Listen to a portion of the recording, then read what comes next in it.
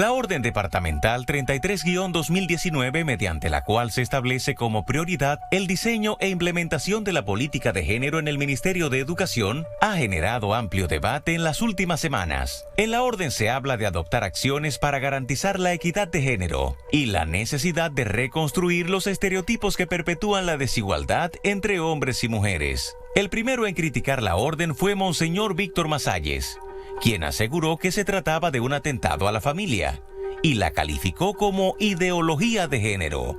A su pronunciamiento le siguieron el de otras iglesias, la Asociación de Colegios Cristianos y el Episcopado Dominicano, que calificó la orden como nociva. Además, 3 recursos fueron sometidos contra la orden ante el Tribunal Superior Administrativo por el ingeniero Carlos Peña y la Unión de Instituciones Educativas Privadas. Por el otro lado, una serie de organizaciones han manifestado su apoyo a la medida del ministerio, como la Asociación Dominicana de Profesores, la Central de la Unidad Sindical, la Comisión de los Derechos Humanos, UNICEF, la UAST y el Centro de Estudios de Género de INTEC y más de 10 organizaciones que luchan por los derechos de la mujer. Pero, ¿qué es lo que dice exactamente la orden del ministerio? ¿Qué es la política de género? ¿Qué dicen la Constitución y las leyes al respecto? ¿Es necesario educar para la igualdad en República Dominicana? ¿Por qué se oponen los sectores religiosos? Ese es el debate en la mesa de esta noche, María Cela. Bueno, ya ustedes vieron que es un debate seguro, pero con altura, aunque aquí el caballero ha dicho que no hay equidad en la mesa. Una de las cosas que dije yo desde el principio, pero es la educación de nuestros hijos, si vamos a hablar de equidad. Se invitó hombres a esta mesa, que no vinieran, ya eso dependió de ellos. Los hombres Menegildo dijo que sí. Los hombres dijeron, mejor vamos a dejárselo a las mujeres, porque como van a hablar de política de mujeres, para que después no nos acusen a nosotros de machistas, etcétera, etcétera. Pero bueno, es un tema que afecta y atañe tanto a hombres como a mujeres y por supuesto a los padres de nuestros hijos. Nuestros invitados: Leslie Torres, representante de Voces Católica, a mi derecha, bienvenida. Gracias. Marina Hilario, la directora de Equidad de Género y Desarrollo del Ministerio de Educación, precisamente el departamento encargado de elaborar esta metodología que no se ha elaborado todavía, solo se ha enunciado. Sharín Pablo de Roca, abogada, vocera de Acción Cristiana, los que encabezaron precisamente una rueda de prensa a raíz de conocerse sobre esta orden, condenándola y criticándola con varios aspectos que ya los van a exponer aquí. Menegildo de las Rosas, secretario de Reclamos y Acciones Reivindicativas de la Asociación Dominicana de Profesores, la ADP. Mercedes Coronado, presidenta de la Unión Dominicana de Instituciones Educativas Privadas, UDIEP, y Mari Cantizano, socióloga y educadora. Es una mesa grande, o sea que vamos directo al grano. Empezamos con la orden. La orden se dio el 22 de mayo por el ministro de Educación y tiene una serie de artículos, entre ellos que ordena al departamento que usted dirige, Marina, para que desarrolle la metodología de una política de equidad de género para nuestros estudiantes, desde el nivel básico hasta el nivel secundario, o sea, todo el preuniversitario. El Departamento de Género, ¿cuándo fue creado? ¿De qué se ocupa? Y cuando hablamos de género, ¿de qué estamos hablando, Marina? Buenas noches. Buenas noches. Qué bueno estar aquí compartiendo con ustedes. Lo primero es que el departamento, primero es una dirección, la Dirección de Equidad de Género y Desarrollo, que tiene sus antecedentes en lo que se llamó EduMujer, que fue una iniciativa creada en el periodo en que estuvo como ministra la licenciada Jacqueline Malagón, en los años 1980. Se planteó como una necesidad, y así lo establece esa orden en ese momento, la educación no sexista en las escuelas, para tratar justamente de generar un proceso de enseñanza, aprendizaje en niños y niñas, fundamentados básicamente en el tema de la igualdad entre ambos sexos. Posteriormente fue evolucionando y se estableció entonces el Departamento de Educación en Género, que dependía directamente de la dirección de currículum del Ministerio de Educación, porque se entendía que uno de los objetivos fundamentales de esa dependencia era intervenir en asuntos que pudieran introducir el enfoque de género en el currículum dominicano.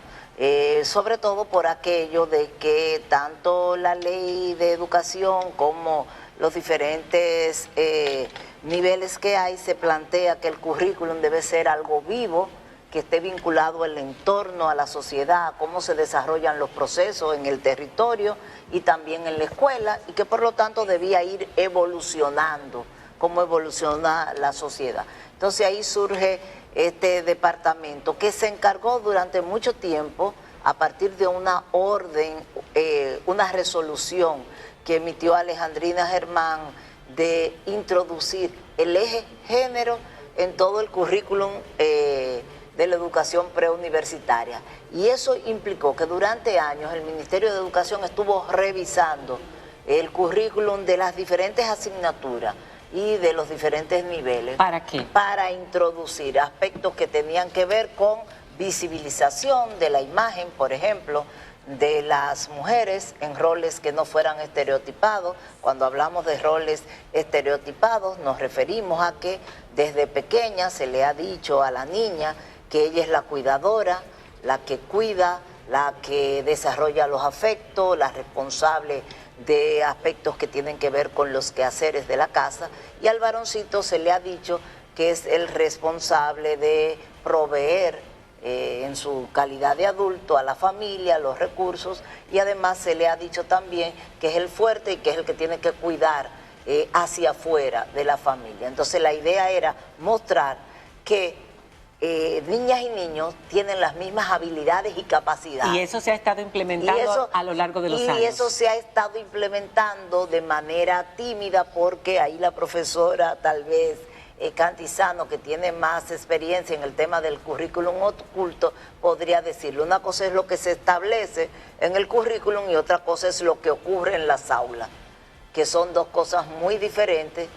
Ok, ¿por qué no se ha implementado? Porque cuando yo lo leí, yo dije, pero estamos un poco atrasados. Si vamos a hablar de la diferencia y el respeto, o sea, la cultura machista o la cultura patriarcal y cuántos temas tenemos que tocar y tenemos que reeducar en ese sentido, estamos atrasados porque el mundo ha evolucionado, la mujer hoy en día tiene un papel destacado en la sociedad, entonces en las escuelas todo eso tiene que corresponder. ¿Eso no se ha estado aplicando? Mira, sí, nosotros podemos reconocer que han habido avances y los avances son del orden cuantitativo. Ciertamente hay igual cantidad de niñas y de niños que asisten a las clases, hay igual, incluso hasta más niñas, estudiantes que egresan de las universidades. Nosotros acumulamos mucho más años de formación que los varones. Y estamos evidenciando logros cuantitativos, más horas de clase, más docentes en aula, más, pero cuantitativamente. El tema, y Marina planteaba lo del currículum, porque el currículum es, digamos, la mediación para que una serie de estereotipos, de creencias, de valores, de representaciones, de símbolos, sean trabajados de manera que se aproxime y se logre la igualdad de niñas y niños. La educación en esa función de dignificar, de formar, de el desarrollo humano integral. Entonces, el currículum, el llamado a trabajar estas creencias, esta visión que podamos tener de la sociedad. Porque cuando hacemos matemáticas, por ejemplo, hacemos una suma. Bueno, sí, Pedro va a Puerto Plata, se para a echar gasolina, echa 5 galones, cada galón vale tanto, hace la suma, ¿cuánto pagó en total? Es una suma, pero le está diciendo que Pedro va en un vehículo y que va en el guía. El guía es un símbolo, tiene un mensaje, es semióticamente hablando, el guía va conduciendo, va dirigiendo. Hay otro ejemplo en algunos libros de ejercicios matemáticos. Julia va al mercado porque va a hacer un sancocho, compra tanto plátano, 2 libras de yuca, de auyama, con los precios al lado, ¿cuánto pagó en total?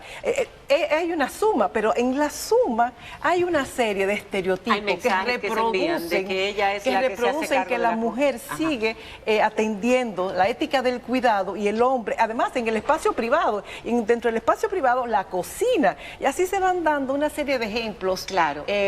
Digamos, eso en matemáticas, pero eso lo tenemos en matemáticas, en ciencias naturales, en historia, además de que están invisibilizadas las mujeres. La pregunta para quedarnos claros con qué es lo que busca esta orden departamental cuando se convierte en ordenanza es qué es lo que va a hacer. ¿Va a ser una materia?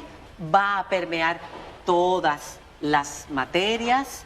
Van a haber dinámicas. Desde el punto de vista del currículum educativo, el diseño curricular, las estrategias de aprendizaje y enseñanza, el sistema de evaluación, digamos, la formación incluso de docentes, tiene una fundamentación en el currículum dominicano. El currículum dominicano dice que hay un enfoque pedagógico que atiende lo histórico y lo cultural, porque la historia es importante, que los seres humanos conozcamos nuestra historia de vida para atender y superar debilidades, deficiencias, errores, pero también dice el currículum hace ya 10 años y más, que hay un enfoque sociocrítico, que hay que tener una mirada, hay que leer la sociedad, hay que leer que de cada 5 mujeres, una ha sido víctima de abuso físico, que de cada 10 mujeres, una ha sido víctima de abuso sexual. Estamos diciendo que de cada 100 adolescentes, 20 han estado o están embarazadas. Sí, entonces hay que leer, y hay un enfoque.